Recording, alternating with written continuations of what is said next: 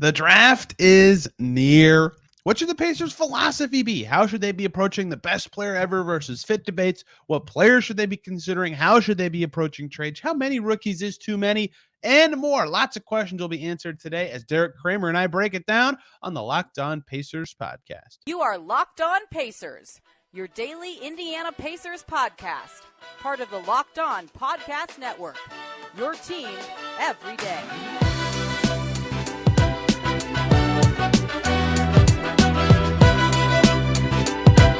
Welcome in to another edition of the Locked On Pacers podcast, where we, of course, talk about the Indiana Pacers. As always, my name's Tony East. I cover the team for Forbes and SI, and today, diving into all things Pacers draft with Derek Kramer from iPacersblog. So much to do and get into. We talk about the merits of fit versus best player available, trading up, trading down, trading out, trading for vets, how many rookies is the right number of rookies, and all sorts of other things related to the Pacers draft strategy, some Jarris Walker, Taylor Hendricks discussion as well. Basically everything you could want to hear about the Pacers draft and what their approach could, should, and would be come tomorrow. Let's just get right to it. It has been 2 months, which means it's long enough for Derek Kramer to be back. The friend of the pod, the legend himself, iPacersblog is here, which means something big must be happening in Pacerland, and that is absolutely correct. The draft is in one freaking day. Finally, no more reading reports that the Pacers want to trade up and trade down and trade for a vet all at the same time, and they want to draft one of 6 players. I'm tired of it. I just want to know what's going to happen, but I do want to talk about it because there's merit to a lot of these things, and that's why I think the Pacers draft reporting and strategy is so fascinating, because the position the team is in, they could do any number of things and it would be justifiable, and that's what makes this so fascinating. Derek, as you kind of dig in to the prospects to this draft, do you feel like there is a right path? Do you feel like there is a tiering that kind of breaks this up? How do you feel like the approach is dictated by the Pacers position and this prospect class? I think I agree generally with the consensus. Like, obviously, Wemby is by himself at the top. Yes. And then you got Scoot and Brandon Miller. And then I think the 4 through 8, 4 through 9 is kind of depends on who you like the most. The Thompson twins maybe a little before everybody else, but I think there's a lot of just like what are you looking for your team between a lot of those guys. For me personally, I think if the Pacers can come away with Jarris Walker or Taylor Hendricks with that first pick that they have, I would be very satisfied with their opening start to the draft. Yeah, those are good players. It worked out well for the Pacers that the best players are the ones in that tier all happen to be forwardy, wingy types. Like even of the guys you just said, I guess Amen would be guardy, but he's probably going to be gone before 7. But of the commonly mocked tier around them, there's Anthony Black, who's obviously kind of a guard, and then everybody else is a wing or a forward, which is great for the Pacers that it shook out that way because they don't have to think as much about the normal question of the draft cycle, which I still do want to talk about, but of fit versus best, right? And Pritchard talked about it at the lottery. Like sometimes he's picked the best player and ignored fit a little too hard, and that shot him in the butt. And sometimes he feels like he leaned a little too hard into fit instead of picking the best player, and that's backfired before. And that can happen every year. You don't want to overthink it, but it's interesting the way I think about this because I consider myself to be always best player available, right? Rosters change so fast. Take the best guy, figure it out. But if it was going to be a year where I, Mr. Always Best Player Available, would be interested in backing off that stance, it would be a team that has multiple young players already established at a position that they can't really fit anything more into the rotation. And that kind of is the Pacers. Like they could, if they drafted Anthony Black, I would get it. He's a ginormous creator. You figure it out. You throw your 3-guard lineup out there and figure it out. But with Halliburton, who has the ball all the time, with Mathurin, who's going to likely have an increase in usage this year, with Nembhard, they still have Hield and McConnell on their team last time I checked, although I wouldn't make decisions based on them. They have so many guys who have the ball that you almost have to consider fit with this team. They just need forward depth so bad, and they haven't had a young forward on their team in since TJ Leaf, which people will scoff, but I mean, that's maybe the last one. Like, like you have to think about fit, I think, in their position even more than I would care to admit normally, given how I feel about the draft.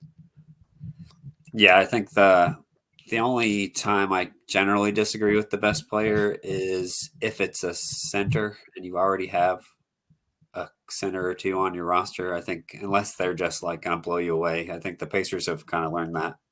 We're talking about the 2023 draft, not 2019, Derek. Okay, well, let's just go through it because the Pacers obviously learned that lesson with Goga, and then they said Isaiah Jackson wasn't just a center, but they've only ever played him at center, really.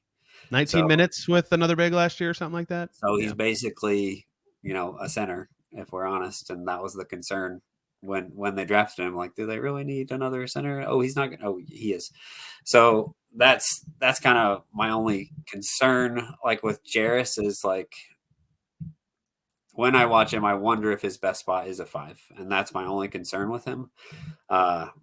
But I was DMing with you yesterday. I've been watching so much Jarris lately, and I started on this I've just been on a roller coaster ride with him because I started my first 3 games that I watched of him. He went 4 for 18 from 2-point range in 3 straight games. So then I'm super low on him, and then I'm I don't see it, and then I'm watching, and I've picked back up, and I'm back in on Jarris. But my only hesitation is is he really just a 5? Is that his best spot? How's it going to work at the 4? But I think his defense is good enough to where it wouldn't be another Turbonus situation. Yeah, I wouldn't worry about that myself. Turner can shoot enough that he was a better shooter last year than he ever was with Sabonis. What a twist of the knife for fate that Turner finally hits 38% again from deep the year after they trade away Sabonis. But yeah, I think that I don't think there are any bad fits. Even Black, who's probably the worst fit of the guys in their tier, is tall enough that it's not bad. You know what I mean? And that means maybe you can do best player available, but the fact that all the fits are good enough, I think is really a good thing for the Pacers and kind of influences too. Another question we'll get to later about them moving within their own tier, right? And I did a report show yesterday, but there's another one that's snuck in. I guess we can just do it now. If there truly are somewhat equal fits of Hendricks, Walker, Whitmore, whoever. And I think Hendricks and Walker are the best 2 fits, but maybe not the best 2 talents. I don't know. I have rankings, but there's this new thing that came out from Jake Fisher this morning in his report about the Portland Trailblazers discussing Anthony Black and the Jazz interest in him. I got to make sure I'm reading the right thing. They said Utah has also contacted Indiana about trading into the 7th selection, sources said, because they would want to potentially move over the Wizards to get him. And I'm not saying anything about that specific report, but just this is another interesting factor in this draft to me is if you do view it as a tier from 4 through 9, my tier is 6 through 9, but that doesn't matter. It's still through 9 and includes the Pacers pick. Would they be willing to move back a little bit and pick something else up? Normally I'd be yeah, that makes sense. But at the same time, it's well, how do you do that? Because they don't have room for another rookie. So the usual obvious trade package of, 9 and 16, it's didn't we just spend all summer talking about how the Pacers can't add a bunch of rookies? Why are they adding another pick all of a sudden? So, yeah, I think there's merit to them moving around in their tier because of the fit. The fits are all pretty strong around them, and the talents are somewhat similar. I mean, I'm sure everybody has their opinion on who the best player is, but it does make it an interesting discussion that they could move around, but at the same time, it's going to be hard to find the right value to do so. Yeah, I think I saw that as well with the 9 and you were thinking it's have to be the 9 and 16 for 7, and then it only makes sense if the Pacers are it's not enough for the Jazz. I feel you'd have to give them more picks, but it's the Pacers can only add so many more rookies to this roster as it's built currently, and with wanting to compete and all those other things that I'm sure you've talked about over and over recently. So yeah, if they feel all these guys are the same tier, and you see oh, we're up on the clock, and we see Taylor Hendricks, we see Asar Thompson, we see Jarris Walker all available, we're going to get one of those guys at 9, especially if the Jazz want Anthony Black, then we're still going to have our choice between 2 of those guys potentially at 9. Then it absolutely makes sense. But then it's how much do we really need that 16th pick, depending on what you want to do with that. Yeah, and it's risky for teams to give up future value to move up 2 slots, especially a team like the Jazz, who might not be great next year, right? There's a lot of tough hurdles to doing so, even though I do get it from the Pacers perspective. And that's something I've been kind of running through my head is like, it seems like this draft, because of the way it's tiered off, trading up for the Pacers, like you'd only want to do it if you're moving up a tier, but it seems like the cost to do that's going to be so high. And then in their own tier, they're going to be happy with all these guys. That's kind of why I've talked about them staying at 7 being the most likely. Is the cost to go up seems too high, especially given how badly it seems like Miller and Henderson are coveted. And Miller would be a great fit with the Pacers, to be totally clear. But I mean, even if they traded their entire draft this year, I don't think the Pacers could get into that range. And then moving within their own tier, seems like you'd only want to go back, and even that's kind of hard to find the right asset fit. That's why I feel like the most likely thing is they stay at 7, but there is a lot of options, and I think that's something their VP of player personnel, Ryan Carr, stressed is there's just a lot of ways it could go, but moving up seems so hard, and that's why I think 7 is the most likely pick, although it is a little bit of a guess. Yeah, if I had to rank them, I would say stay at 7, move down slightly, and pick up another middle range, because I'm sure I know they would like to package those late picks and move up. So it makes sense if they can get one of those guys and then move up that way into the middle range as well. And then trading up seems like the least likely. You can maybe only see like if Detroit isn't sold on anybody and they want to pick up something extra and they don't get overwhelmed with any other picks. So they just move down 2 slots and the Pacers don't have to give up too much, but inter-division trade feels like a little less likely too. Hey, the Pacers got Andrew Nembhard in an interdivision trade, so you never really know. They also got Nembhard at 31. You just brought up the late picks. I want to talk about the number of Pacers picks, trades, all that stuff. Got to it a little yesterday, but I want another person to bounce this off of. This episode is brought to you by BetterHelp.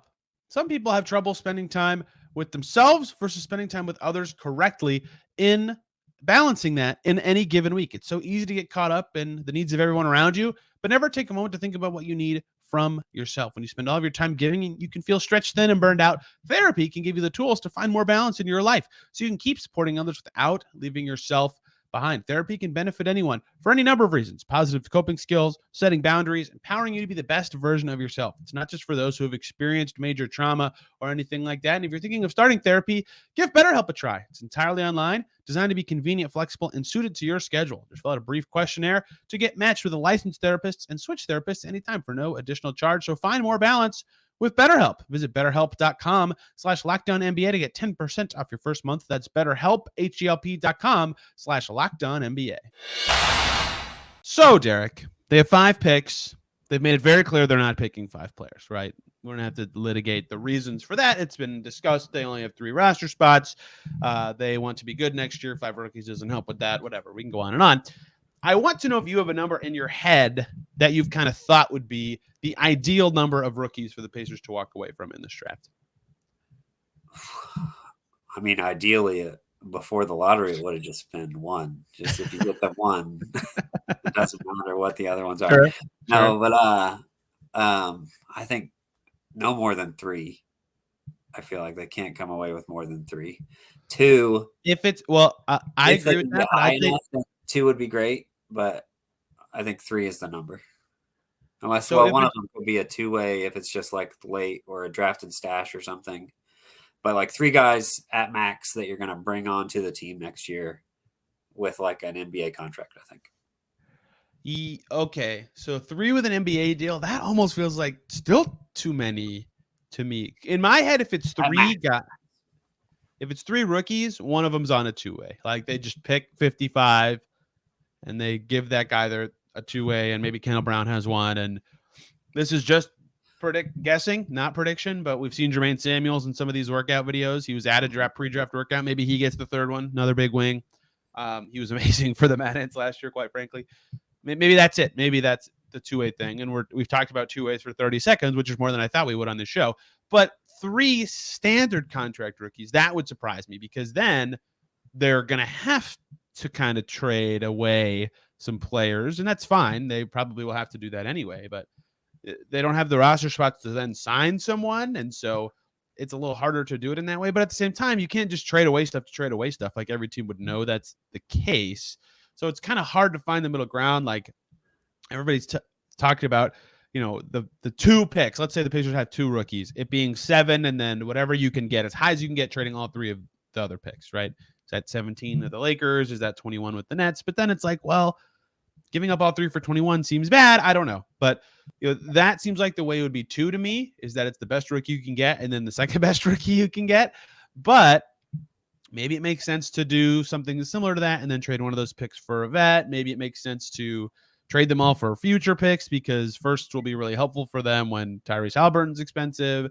I don't know, but to me, 3 seems too high unless the third one's on a 2-way, especially given that they want to be good next year, right? Like if their rotation features pick 7, Tyrese Halliburton, Benedict Mathurin, Andrew Nembhard, whatever young backup big is playing, Aaron Nesmith, like that's a lot of young, inexperienced talent in a rotation for a team trying to make the postseason. Like I feel like already it'd be hard to add in another one. So 2 seems like the most to me, but it is kind of tricky to kind of parse all through it because they could maybe not accelerate as much as we think. I don't know. I'm talking in circles, but it's hard for me to imagine 3 standard deals. Does that make sense?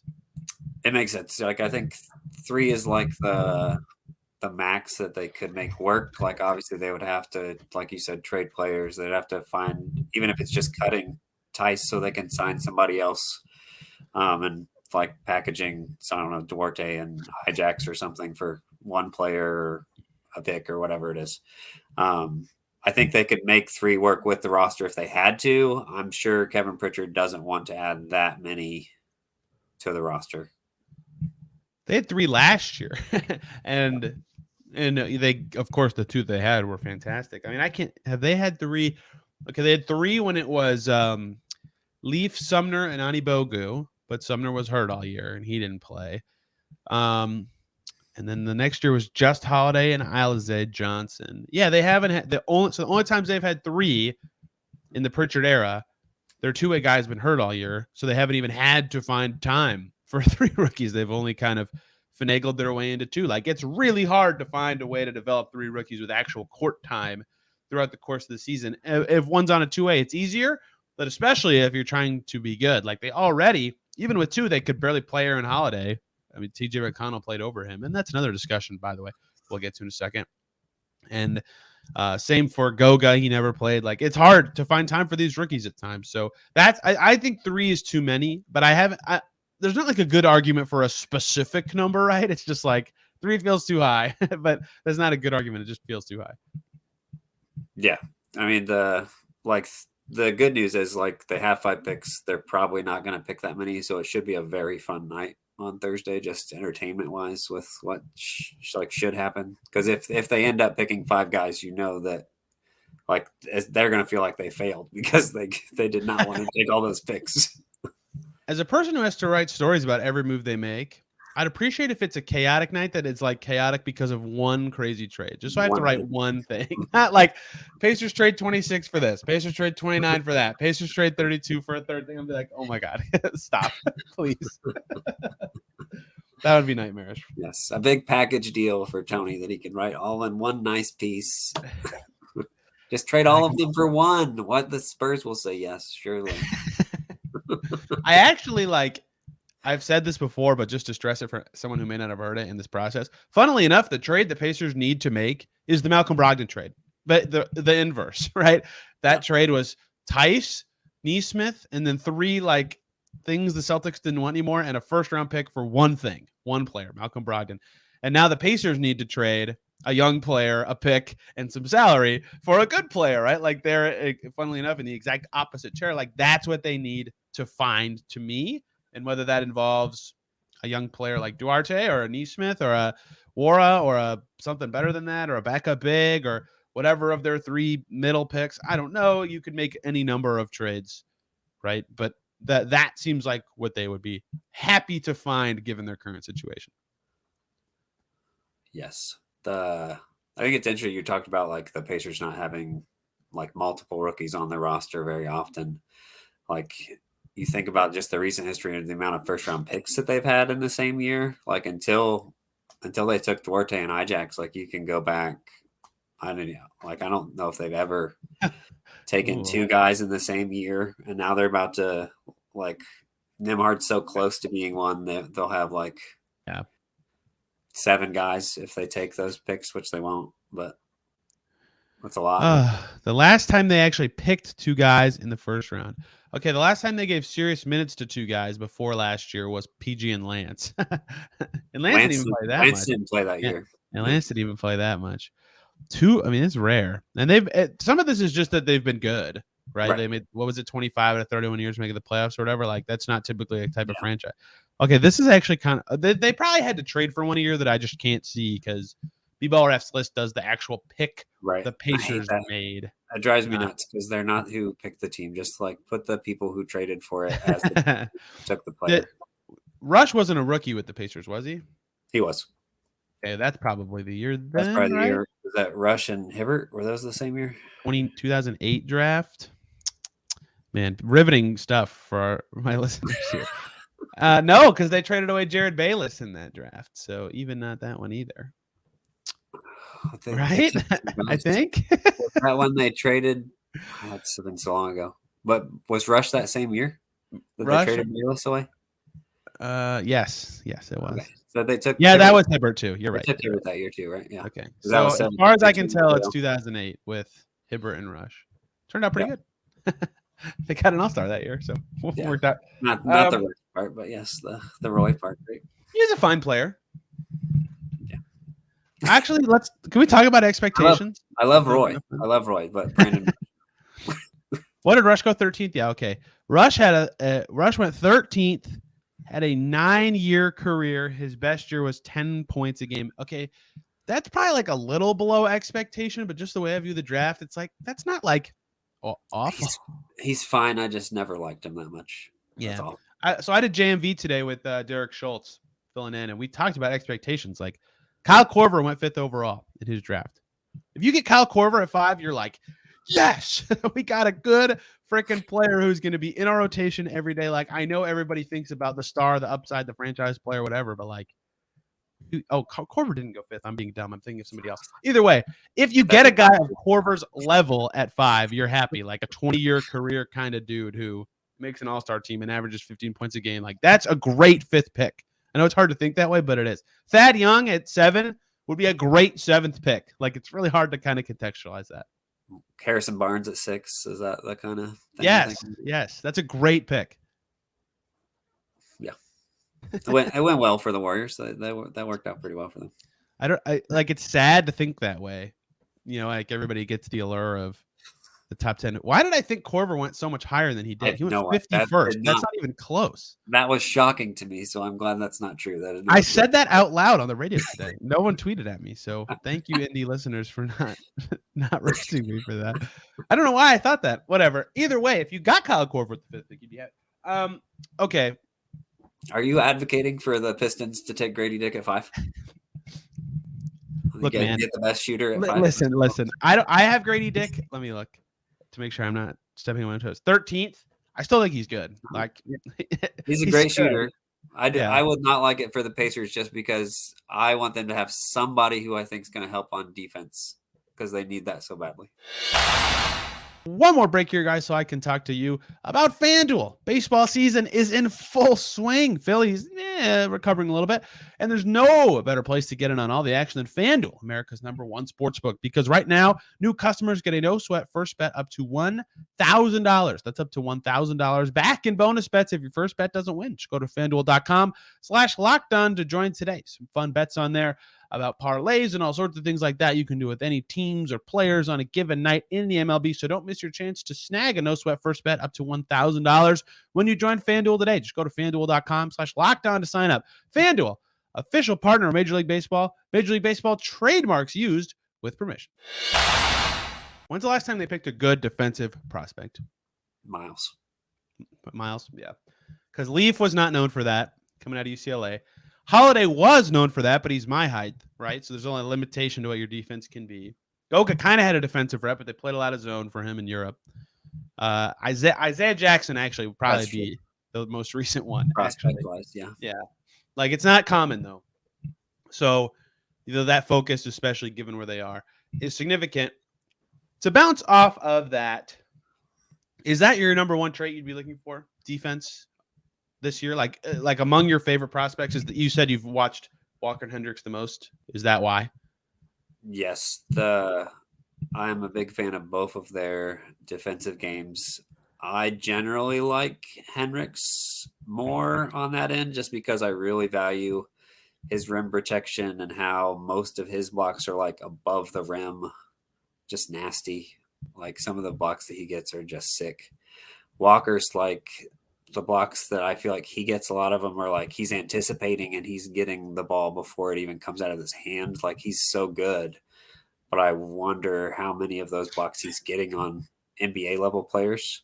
I still think he's going to be a fantastic team defender, but I don't know how much. I wonder how much his rim protection is going to translate compared to Hendricks, I guess. They both have an over 6 block rate, which is just bananas. They're not even centers. Like that's crazy good. And like when you do a lot of those queries on Bart Torvik about, freshmen with a 6% block rate who did, it's like 9 guys. It's like nobody. Like if you do guys who made as many, I forget exactly what it was. I'd have to look up my own article about Taylor Hendricks, but for his block rate and shooting volume, it's like Wendell Carter, Jaren Jackson, like first of all, it's all centers. And second of all, it's all centers who are good NBA players. It's like, wait, this guy's a wing? Like, he should not be among this group. It's wild. And Walker's stats, not the shooting isn't there, but he's got a higher steal rate. I think he's got some creation upside. But either way, their defensive game and numbers are both like, oh my God. and for the Pacers who need that, that is, of course, appealing, which I think matters this year when you look at, we talked about fit versus best available, but the fact that there are 2 6'9" in shoes. I get this 6'6" 3/4 Jarris Walker in no shoes out of here. I don't care. He's gonna wear shoes when he plays.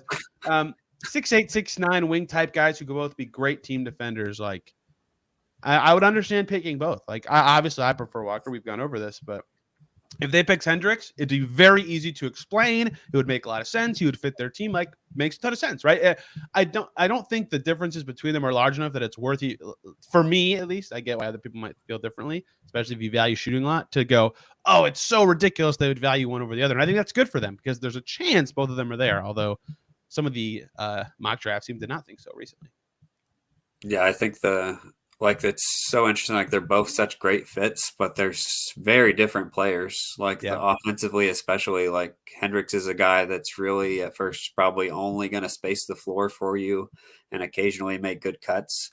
And then Walker's a guy that can make so many awesome plays with his just IQ and feel for the game. I think my favorite one of his is he came down, he got a lob, dunked it, and then the next play they threw him another lob, and he tipped it out on the lob to an open guy at the 3-point line. It was just like you don't see that from a freshman or anybody. In the process of catching a lob and just tipping it out to the 3-point line, his passing is unbelievable. I think I'd have Hendricks over Walker if he made layups. It drives. He dunks the ball. Like I'm not that concerned about his layups as much. I don't know. He dunks the ball in transition a lot, certainly. He dunked it on Walker, literally in half. He did.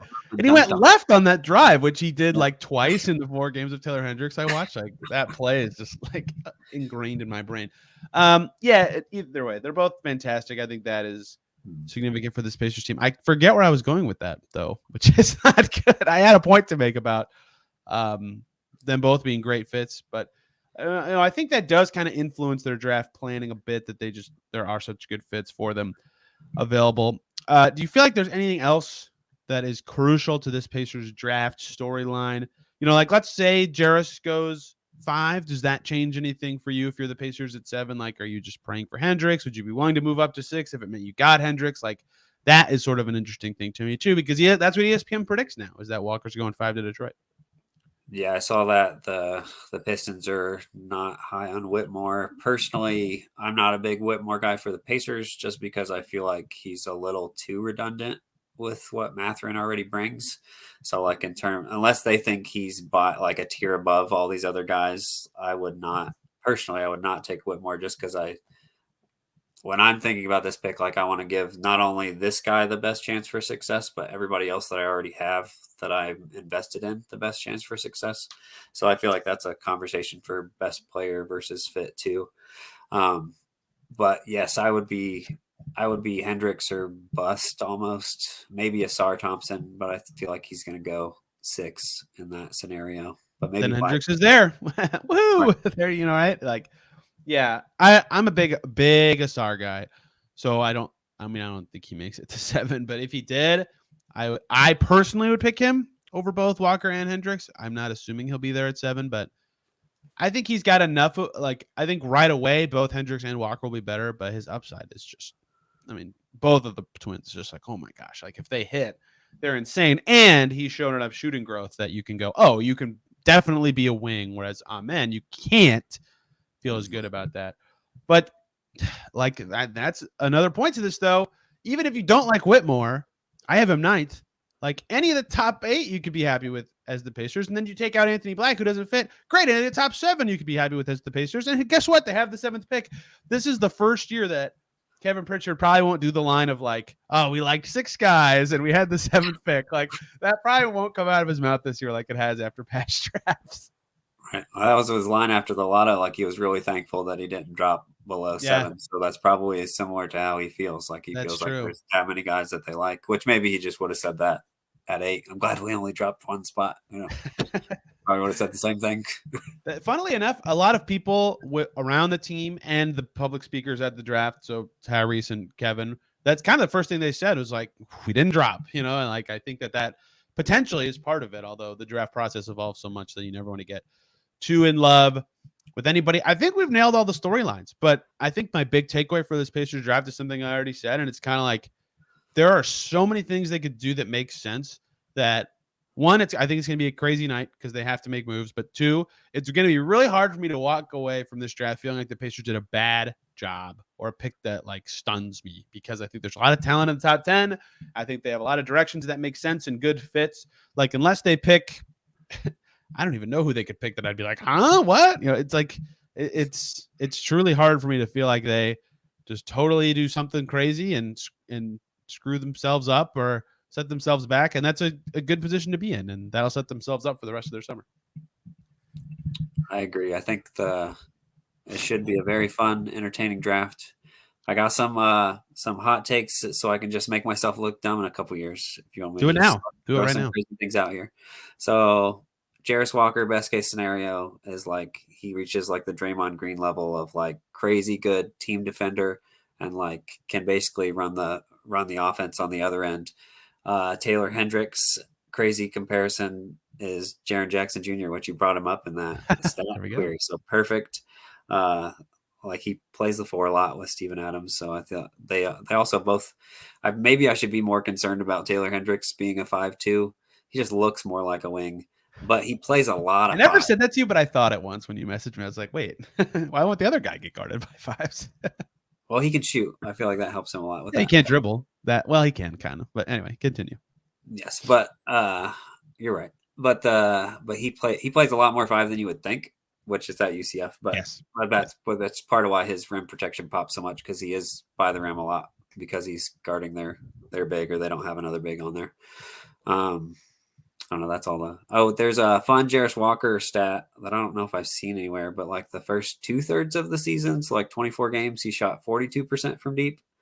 But then that was like his first 52 attempts, shot 42%. And then his last 12 games, he shot 24% from deep on about 49 attempts. So he started shooting them more in the last third of the season, but he was not making them very much. So like one of my early watches with Walker, while I was a little concerned about him, because like Hendricks was guarding him and he was just ignoring him completely, like standing in the middle of the paint. And Walker's just, and they don't even throw him the ball. Which of both of those, they're frustrating watches a little bit, because you're like, give these guys the ball more. They're very good, and they don't get the ball very much. Can I ask you a stupid, just for fun question about the Pacers draft? Yes. Who's the best player they could pick that you'd be like, what? Like surprised that they took that player? I don't know. I'll take best out of it, but I can't see them picking him. But if they took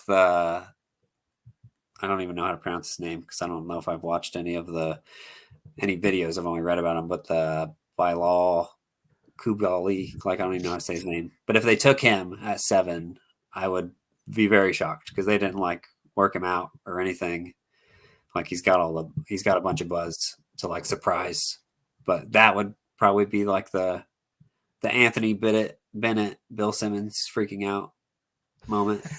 So Anthony Black, Grady Dick wouldn't like surprise you. I mean, it'd be surprising, but you wouldn't. Yeah, it wouldn't. It would be a little surprising. I think Black fits more than just because he has size. I think he could play the wing fine. Like I wouldn't be shocked with that. Dick would be disappointing just mostly because I don't think it will help on the defensive end.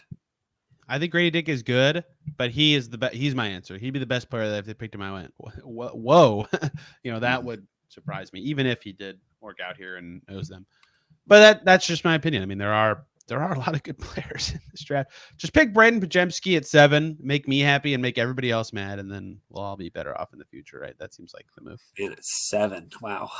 Yeah, that would be. I don't even have him 7th, to be clear. I have him higher. You did tell me you have him in the lottery, so that's not that much of a reach for you. I do. So who's your like favorite? Is that your favorite target? If they like who you want them to target if they trade up into the teens, if they're able to do that, like they likely want to. Him and Gigi Jackson. Yeah, those would be my 2. And then Leonard Miller, I think, is my. I have Leonard Miller 15 also. So great. Good choice. We're on a roll here. We're killing it. Colby Jones, I like a lot more than the consensus. Now I'm just saying names. I just keep reading names. Just make a list.